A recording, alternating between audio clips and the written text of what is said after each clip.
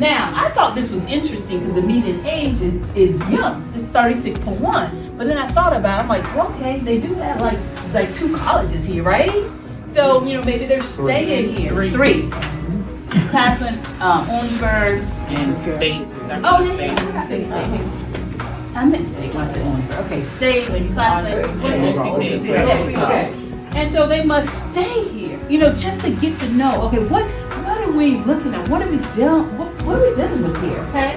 But yes, you can go to where you can find out about their parents. You can find out do they have a sister, brother, all those things, because you're going to be involved in the community. It is not just a job; it's a calling, and you can be able to.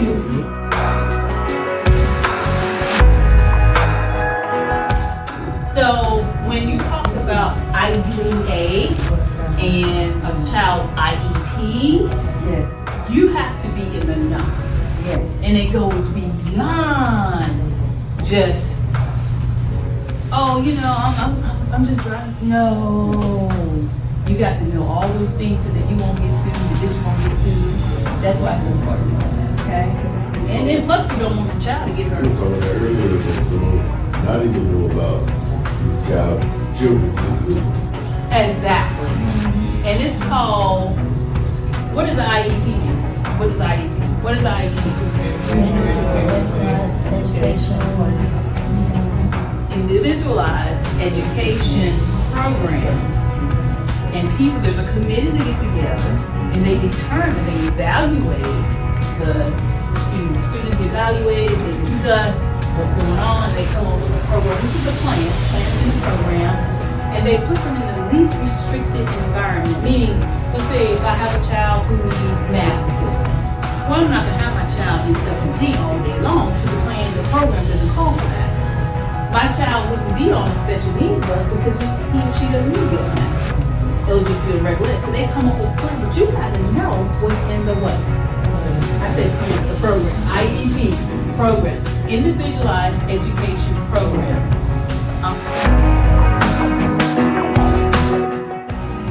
Think it through. You'll come up with some strategies, okay?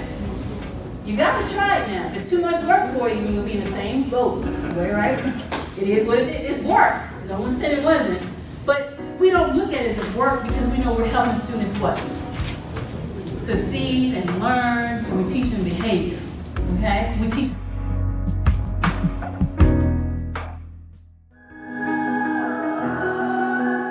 I love that. You're using your personnel, basically. One of the definitions that I liked, and I've heard this from, he's another guru like you, John Maxwell, a leadership guru.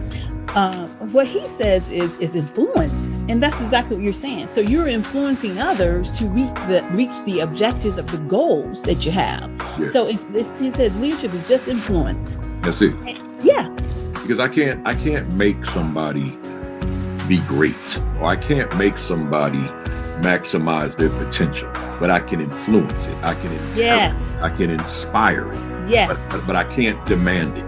Right. So that's, Yes.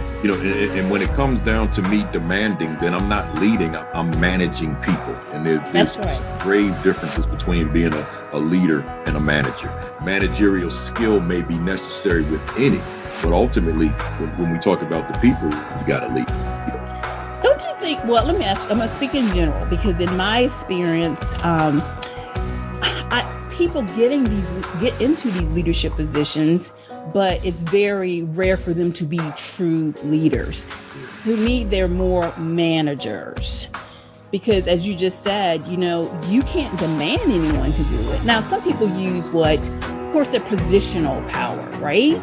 So you have the title, you have that. I may be the, like in your case, you were a principal for a long time. Oh my gosh, and did you have great influence everywhere you go? You're blessing people, you inspire them, you're inspiring so many right now and helping them become better leaders. It's amazing, but we will get to that. People just don't know the gift that you have of leadership. But unfortunately, some people get in positions and they think it's all about the position and not about I'm here to support. I'm supporting these people reaching their goals, and I'm influencing them to other goals. I'm influencing them to be the best that they are. Talk about that just a little bit. I'm reminded of this experiment that this teacher did back in the late 1960s. Jane Elliott, I do believe. And it was called Blue Eye, Brown Eyes. Are you all familiar with that particular scenario? That what she did? Let me just share a little bit about it. Yeah. You familiar with that, Davis? Okay. Yeah. So let me tell the viewers here.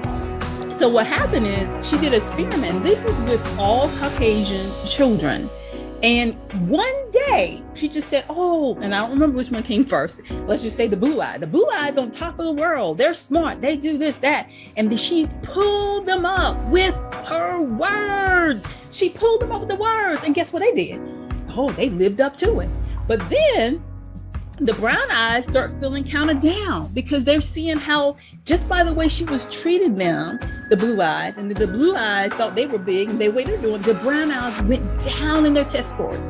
The brown eyes did not, that's that part of that self-fulfilling prophecy we were talking about earlier, because they start to feel like, well, maybe I'm not adequate. Guess what she did?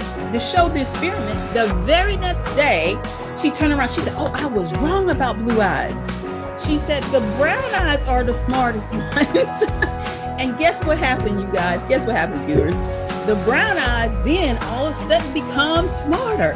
And she did tests with them to show that, like a spelling test or whatever, based on how she was treating them, based on the way they were thinking, that's what they lived up to.